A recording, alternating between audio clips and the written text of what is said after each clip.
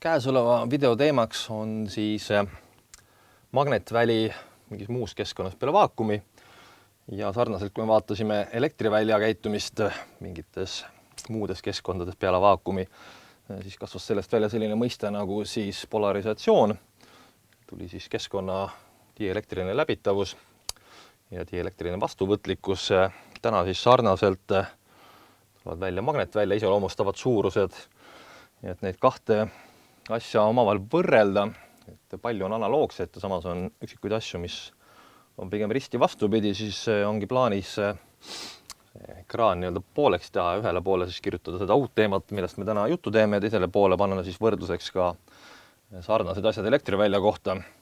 Võib-olla niimoodi natukene parem asjadest aru saada. Nii, hakkame siis päris algusest pihta. On olemas siis selline objekt nagu magneetiline dipool, mis siis põhimõtteliselt oma olemuselt koosneb tillukesest vooluga raamikesest ja seal siis kulgeb vool tugevusega I ja see vool kulgeb siis pikki mingisuguse pinna serva ja selle pinna normaalvektor on siis defineeritud parema käe haardreegliga. Ehk me võtame siit pinnast selliselt kinni, et mu sõrmed näitavad voolu kulgemise suunda, siis põhjal näitab seda pinna normaali suunda.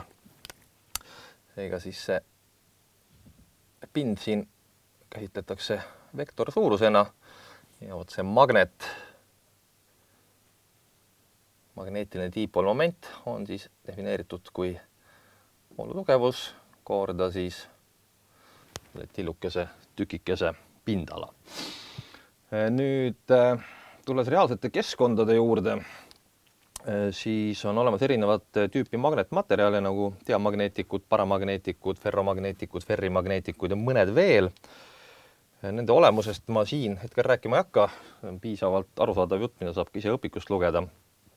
Aga miks on siis osadel materjalidel magneetilised omadused, nimelt sellised tillukesed voolurõngad või vooluahelad eksisteerivad praktiliselt igas materjalis.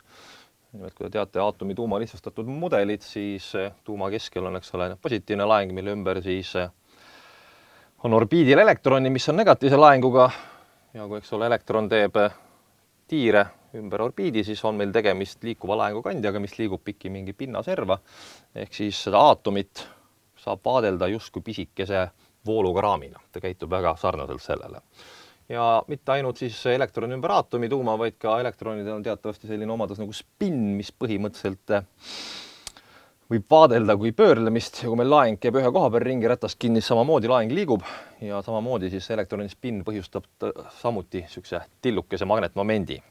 Need magnetmomendid iseenesest on imetillukesed, aga kuna ühes aine ruumalas, ühikruumalas on väga palju aatomeid, siis teatud materjalide puhul need pisikesed magnetmomendid joonduvad samas suunas ja meil on võimalik saada siis väga tugevaid magnetvälju. Nüüd, kui me lubasime elektriväljaga võrrelda, siis panemegi siia väikse pealkiri magnet. Ja siia kõrvale elektri.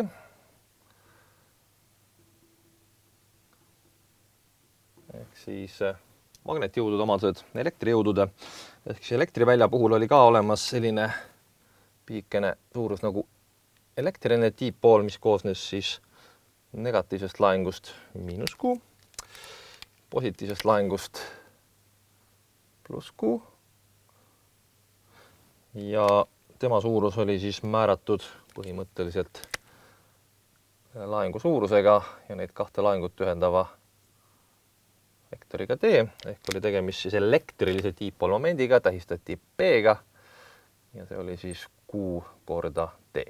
Jällegi mõlemad on vektor suurused ja siis vastava peatüki juures rääkisime ka, kuidas selline asi on siis reaalsusega seotud. Nüüd elektrivälja puhul jällegi on siis ruumalas tavaliselt väga palju pisikesi dipoolmomente. Seega on siis selline mõiste nagu summaarne ehk kogu dipoolmoment P kogu, mis oli lihtsalt siis summa võrdne 1 kuni siis n korda delta V-ni PI kus siis N oli lihtsalt nende diipoolide arv ühikruumalas. Mitu diipooli on meil per kuupmeeter. Ja delta V on siis mingi pigem pisikene ruumala tükikene. Nüüd 2 tükki kokku korrutame, siis me saame teada, palju neid diipoolmomente on ja need liidame omavahel kokku. Ja enamus materjalides siis see nii-öelda vaikimisi oli diipoolmomendid juhuslikult paigutatud, seega nende summaarne mõju tihtipeale oli siis 0 või siis väga väike. Jällegi analoogiliselt saame leida summaarse magneetilise diipoolmomendi M kogu, mis on jällegi summa. I on 1 N delta V-ni. N nüüd lihtsalt tähendab nende pisikeste magnetmomentide arvu ruumalõhiku kohta. Ei pruugi olla sama, mis see N seal parempoolses valemis. Ja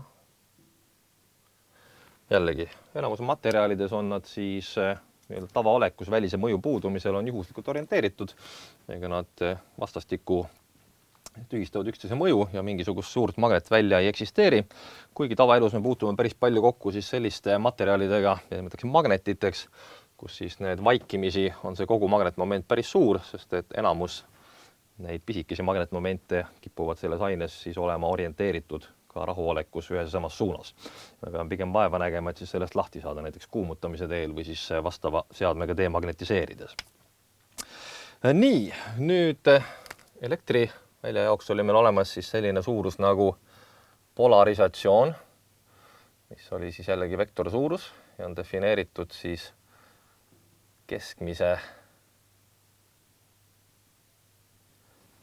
või siis kogu diipoolmendiga ühikruumalas. Ja valem oli siis selline.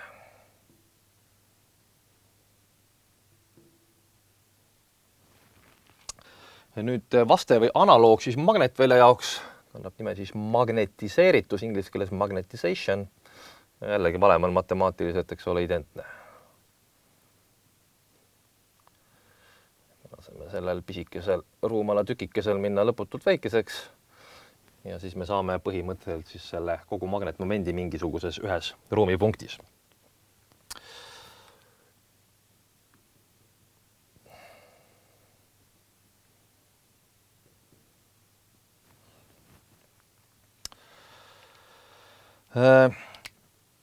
Nüüd ühikutest.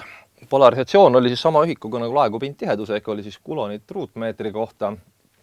Nüüd magnetisatsiooni puhul, kui me vaatame, siis see magnetmoment ise või magneetiline diipoolmoment on voolutugevus korda pindala ehk amper korda ruutmeeter. Ja kui me jagame läbi ta nüüd ruumalaga, mis on kuupmeetrites, siis meil jääb ühikuks amprit meetri kohta. Ehk ühikud on natukene teised. Siin on meil siis amper meetri kohta, aga siin, nagu te mäletate, oli kulon ruutmeetri kohta. Seega lihtsalt korraks mainin ja rohkem ei puuduta, on tegelikult defineeritud ka selline suurus nagu magneetiline polarisatsioon, mida tähtede puudumisel tähistatakse suure I-ga. Ja see on siis lihtsalt vaakumi dielektrilise läbitavuse võrra suurem, tegelikult siis arvuliselt väiksem magnetmomendist ja sellisel juhul, kuna see μ0 on teatavasti siis Henrit meetri kohta, saame üles amper kontra Henrit jagatud ruutmeetriga, et sellisel juhul on siis üleval mingi elektriline suurus ja all on siis pindala. See on nüüd üks ühele võrrelda siis polarisatsiooniga. See on nüüd analoog, ta on paljuski sarnane, aga mitte päris sama. Ehk siis selline suurus on ka põhimõtteliselt olemas, see on vektorsuurus, tähistatakse I-ga, kuna tähtedest on puudus, aga siin ei ole tegemist, eks ole, voolutugevusega, mis on skalaarne suurus, vaid see on vektorsuurus. Aga rõhutan veel kord, lihtsalt mainisin ära huvilistele, rohkem seda ei puuduta, edasi me tegelesime ainult siis selle magnetmomendiga. Nüüd elektrivälja puhul siis nüüd me analüüsisime sellist olukorda, kui meil on mingi kinnine pind, üritan kuidagi rõhutada, kolmemõõtmeline on surface S. Kui me rakendasime sellele siis mingit välist elektrivälja, kuidas siis need seotud laengud läbi selle pinna välja liikusid, milline oli siis see laeng, seotud laeng, mis jäi siia pinna sisse, eks ole. Ja sellest tuletasime siis lõpuks seose siis polarisatsiooni elektrivälja tugevuse ja elektrivoo tiheduse vahel. Ehk siis kasutasime Gaussi seadust. Kui te mäletate, magnetvälja jaoks Gaussi seaduse analoogiks oli siis koguvooluseadus, või siis see ampri ahelaseadus, kui inglise keelt puiselt tõlkida. Ja seega siin on siis selleks meie tööpinnaks on siis mingisugune kinnine joon. Üritame seda siis siin kujutada, et meil on mingisugune kinnine trajektoor ja pikki, mida me siis integreerides magnetvälja tugevusest saame siis selle joone poolt piiratud koguvoolu. Oli siis koguvoolu seadus. Nii. Ja üritame nüüd natukene ette kujutada neid pisikesi magnetilisi tiippoole. Ma joonistan mõne siia välja koos suunaga. Ja see praegune olukord, kui nad kõik ennasti ühes suunas vaatavad, võiks siis vihjata sellisel olukorrale, et meil on mingisugune väline magnetväli, mille suunas siis on need magneetilised tiippoolid ennast kenasti orienteerunud. Ja kui meil on tiippool, eks ole, vaatab selles suunas, siis tähendab, et voolu tugevus, üritada joonistada, kulgeb igas rõngas siis sellises suunas. Ja kui me nüüd, ma joonistasin praegu 4 tükki välja, tegelikult on nüüd kõvasti rohkem, ma üritaksin seda kinnist teekonda suurendada, ma võtan sellest ühe pisikese lõigu, ta siis natuke paremini näha. Olgu see teekonna lõik ja olgu siin meil siis seesama magneetiline tiippool. Ja me näeme, et kui see tiippool on piisavalt lähedal selle integreerimisteekonnale, siis see vool kulgeb selle pinnasest läbi. Kui meil need tiippool on rohkem, siis eks ole, ja nad on ühes suunas orienteeritud, siis need voolud liituvad. Me näeme, et siin läheb vool samas suunas, siin läheb vool samas suunas. Kui me selle integraalini lõpuks kinni tõmbame, siis kõikide nende pisikeste voolude panus, eks ole, liitub. Ja me saame sellise valemi, mis näeb väga sarnane välja koguvoolu seadusele, mis siis ütleb, et seotud vool. Ja seotud vool tähendab siis seda voolu, mida põhjustab selles raamis kulgev vool, mitte selline vool, mis saab vabalt kulgida kuhu iganes, nagu siis liikuvate vabade laengukandjate puhul oleks. On siis kinnine joonintegraal.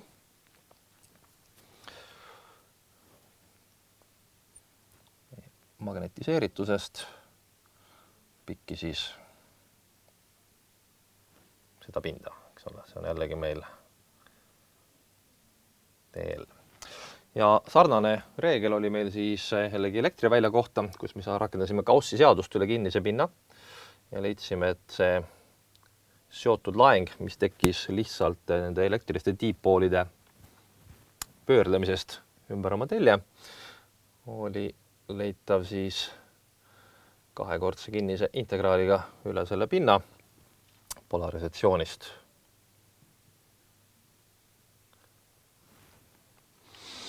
Ehk siis jällegi analoog, aga mitte päris sama. Siin me integreerime pindtihedust üle pinna, siin me integreerime siis põhimõtteliselt mingit suurust pikki joont. Ja mis on veel oluline mainida, on siis miinusmärk siin ees, mis siis vihjab ühele järjekordsele erinevusele elektri- ja magnetvälja suunas või suhtes. Ehk siis elektriväljas üritavad need tiippoolid siis paikneda ümber selliselt, et nende tekitatud elektriväli oleks välisele elektriväljale vastupidine ehk elektrivälja nõrgendada. Nüüd magnetite puhul, kui te olete ka nendega kunagi kokku puutunud, siis olete tähele pannud, et magnetid üritavad ennast orienteeruda selliselt, et siis ühe põhjapoolus oleks kohakuti teise lõunapoolusega. Ehk siis magnetväljas mõjuvad jõud selliselt, et magnetväljad liituksid. Ehk siis kõik need pisikesed tiippoolid keeravad ennast selles suunas, et nende magnetväljad oleks samas suunas nagu väline magnetväli. Ehk siis magnetväli läheb tugevamaks. Seda siis kajastab ka see märgi erinevus. See töötab vastu välisele elektriväljale, see põhimõtteliselt töötab kaasa. Nii, nüüd elektrivälja puhul oli jällegi siis Gaussi seadus sai kasutada siis kogu laengu leidmiseks, ehk siin sees võivad olla põhimõtteliselt ka vabad laengud, kuigi ka vabade laengude tihedus võib olla siin 0 ja lisaks siis, eks ole, välise elektrivälja tagajärjel tekib polarisatsioon, mis tõttu võib siin materjalis tekkida ka siis seotud laengute ruumtihedus, jällegi see võib olla ka 0.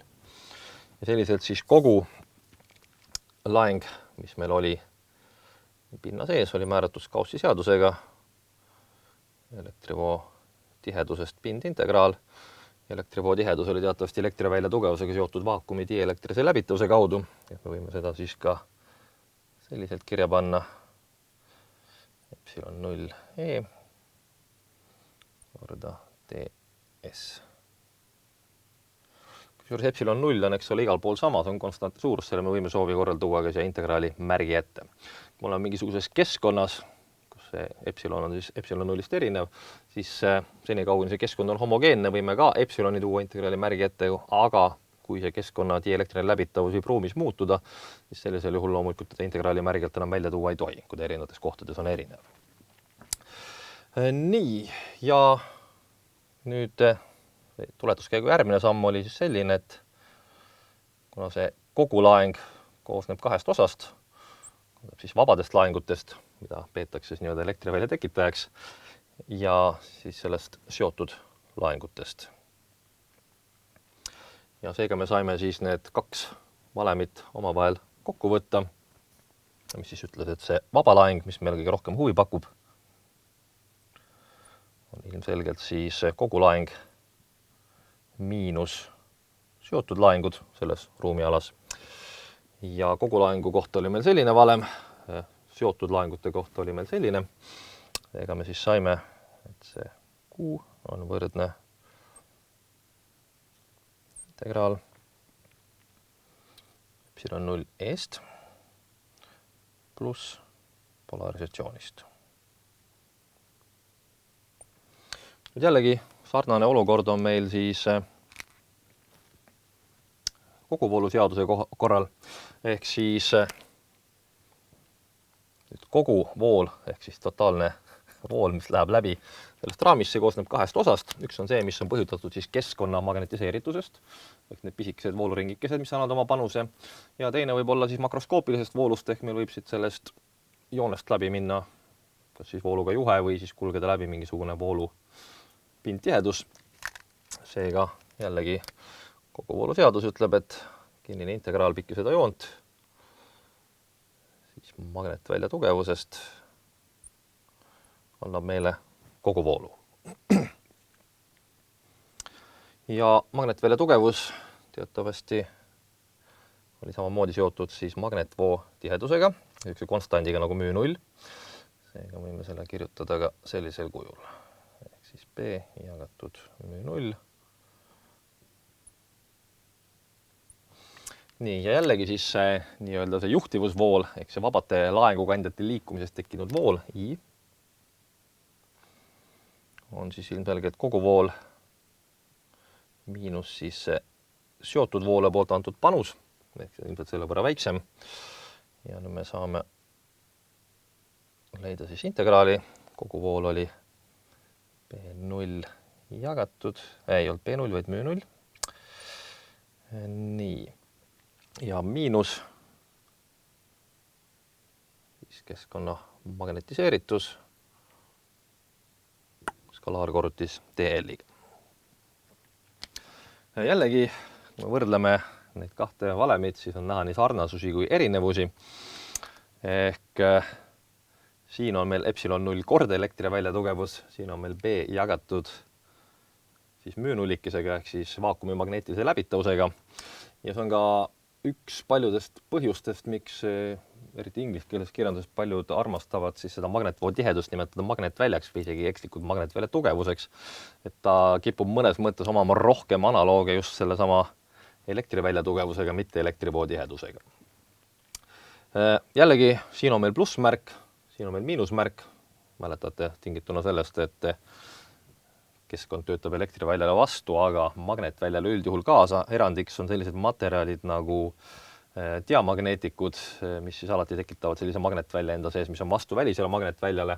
Tavaliselt see efekt on üsna nõrk, aga loengu materjalide juures vaadake on üks pisike näide, kuidas seda saab kasutada siis magnetlevitatsiooni rakendustes. Nii, ja nüüd tuleksin ka natukene neid asju ümber järjestada. Ehk siis elektrivälja puhul me saime lõpptulemuse, et nüüd elektrivoo tihedusel on natukene keerukam valem. Ehk see komponent on siis alati olemas vaakumis ja ka keskkonnas, aga mingis keskkonnas tuleb juurde siia siis ka see polarisatsiooni komponent. Ja me leidsime veel omakorda, et homogeensetes, isotroopsetes, lineaarsetes keskkondades on see polarisatsioon võrdeline elektrivälja tugevusega. Võrdelisteguriks oli siis keskkonna dielektriline vastuvõtlikkus. Ehk sellest me saime siin natukene kohendada niisuguse valemi. Ja see summa 1 pluss siis keskkonna dielektriline vastuvõtlikkus, kui mäletate, ei olnud mitte midagi muud kui siis selle konkreetse keskkonna dielektriline läbitavus, täpsemini selle suhteline dielektriline läbitavus.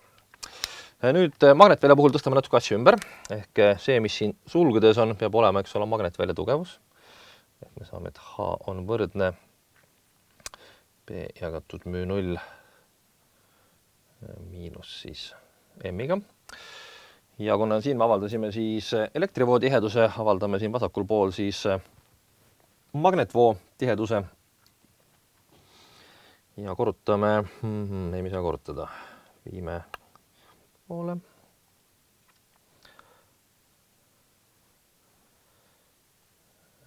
Nii, mis meil tuleb siis see B.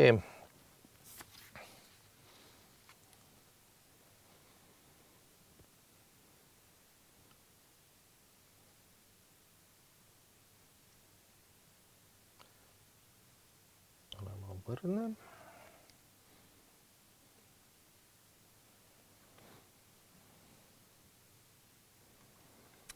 Nii, H miinus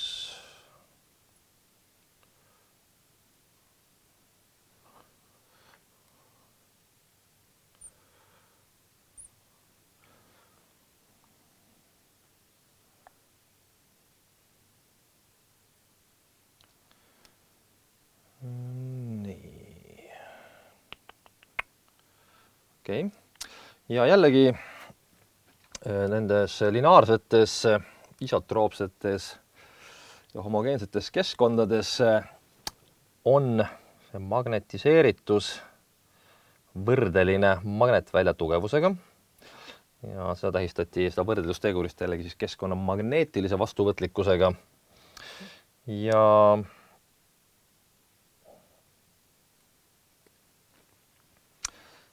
sellisel juhul me saaksime siis kirjutada müü 0 H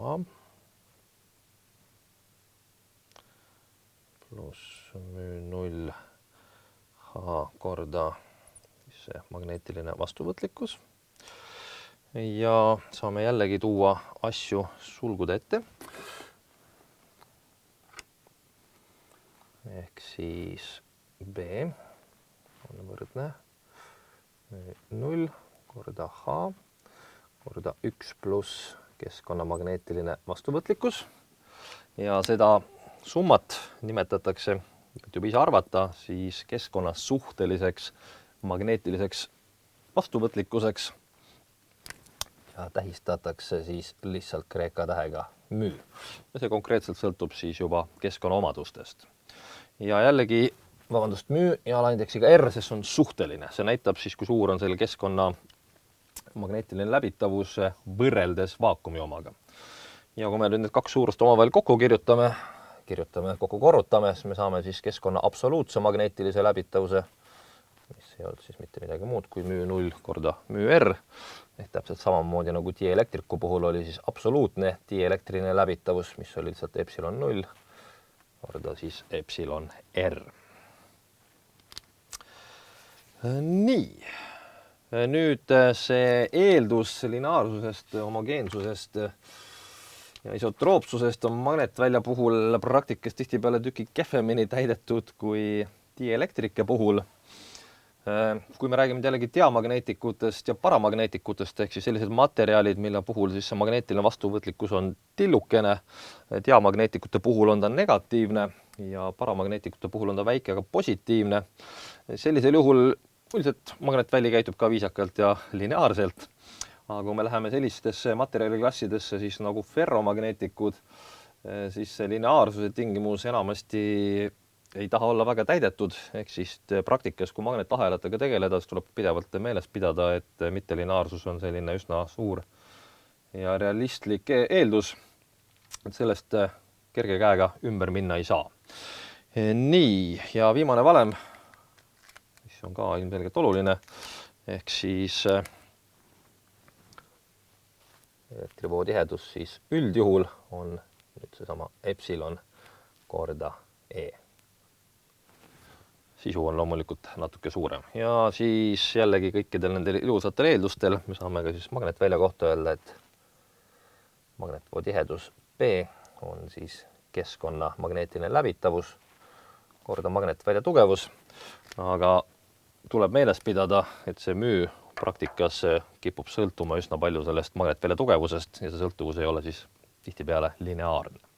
Ehk siis magnetahelad, rõhutan meile kord, üldiselt kipuvad olema mitte lineaarsed. Aga viisakatel eeldustel, viisakates keskkondades siis on meil nüüd olemas tööriistad, kuidas siis vaadata nii elektrivälja kui ka vaadata magnetvälja siis mingisuguses vaakumist erinevas keskkonnas.